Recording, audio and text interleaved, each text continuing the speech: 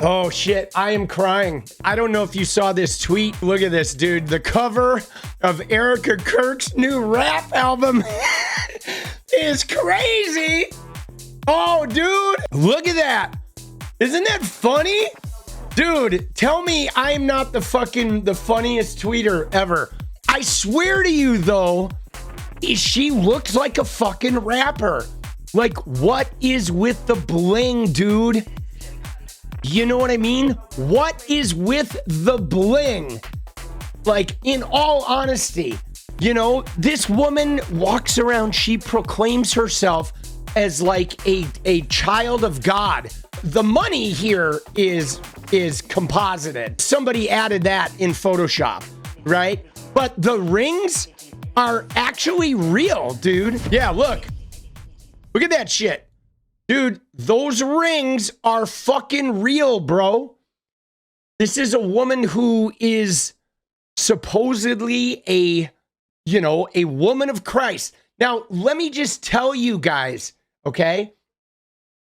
If you believe in the Bible, you know where I stand, having been raised Christian and I'm a born again atheist, okay? Now, but you know that anybody who has studied the Bible, studied Christianity at all, knows any human being that wears like $100,000 worth of rings like that ain't fucking going to heaven. You know what I'm saying? There's no shot, bro. You cannot make it into heaven wearing rings like this while people are dying on the streets. This is like an instant ticket to hell. Right here, dude. Instant ticket to hell, bro. You know, in the industry, we call that the automatic burn switch. Oh, it's hot in here, boss. You know, that shit is nuts. It is. Dude, you're going to see camels squeezing through the eyes and needles before you're going to see these dumb fuckers in heaven. Just FYI. But, dude, I'll be honest. I knew that the little Charlie Kirk thing was happening, but I didn't even realize it was the fucking day, right? It's George Floyd's birthday, guys. GF, remembering George Floyd murdered by cops. George, all I can say is this. You ready? I got something to say to George Floyd's ghost. I will say, George Floyd, I'm sorry that Charlie Kirk's ever existed. That's what I have to say. To the George Floyds of the world, I am sorry that Charlie Kirk's ever existed. And what's more, look at what happened. Politico releases an article about some leaked Telegram messages from the young Republican leaders. And guess what? They are as nasty as you might imagine, right? And these are Charlie Kirk fans. Already what I have seen just in bits and pieces, we'll go look, was a bunch of people sort of making excuses for these young Republicans, as they always do. I mean, it's the same shit they do for the white school shooters, right? Or the white mass shooters. Oh, he must have been a really, loneliness epidemic. He only had friends in Discord calls, so he had to go out and shoot 40 people. Oh, poor guy. Right? He can't get enough dates. Oh, poor guy. Right? Dude, yeah. And the other thing I saw was just kind of saying, well, the Democrats are so bad that, like, fuck it. We're allowed to be terrible. And that is something that we've been seeing a lot lately, is the right wing likes to pretend like Democrats are Satan, they're demons, they're devils, and they're so bad that, like, we can be bad because the Democrats are like the spawn of Satan. There's a real sort of demonization thing that goes on where they elevate the Democrats to such a dehumanized level of, like, wow, they're so bad that, like, oh yeah, the Republicans can break the law and be racist, and they're, like, cool with it because at least they're not demons. So, dude, yeah, this shit is crazy. and Charlie Kirk gets the Presidential Medal of Freedom. Like, this is so, like, bullshit. Why does Charlie Kirk get a Presidential Medal of Freedom? You know, I mean, what is he free from? Dude, he got liberated from life, right? He got liberated from planet Earth. Why is this fool getting a Presidential Medal of Freedom? You know? I mean, come on, man. These rings are weird, bro. But look at this shit. It says, for the first time in American history, a Christian cross has been engraved onto the Presidential Medal of Freedom in honor of Charlie, the racist, misogynist, transphobic piece of shit Kirk. Erika Kirk wanted to share this with you as a testament of Charlie's powerful work advancing the kingdom of Jesus fucking Christ, right? Dude, yeah, he's getting the Medal of Freedom. Dude, I love this. Another racist piece of shit is getting the Presidential Medal of Freedom. Charlie Kirk really did bring it on himself with his actions and words. He didn't care when anyone else was killed by gun violence. So why should I care about him? Dude, I agree with that shit, guys. You know what I'm saying? Like, his statements on gun violence and like, yeah, man, having a few deaths is okay to have the Second Amendment.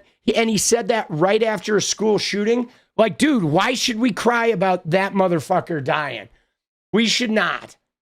You know, I mean, he was a dirty, dirty piece of shit. But now, let's go and look at Charlie Kirk's legacy, shall we? I mean, you can see yourself on the screen. But yeah, man, there are a bunch of right-wing, heavily funded, Christian-funded organizations that are installing people all over the country on school boards, in county commissioner seats.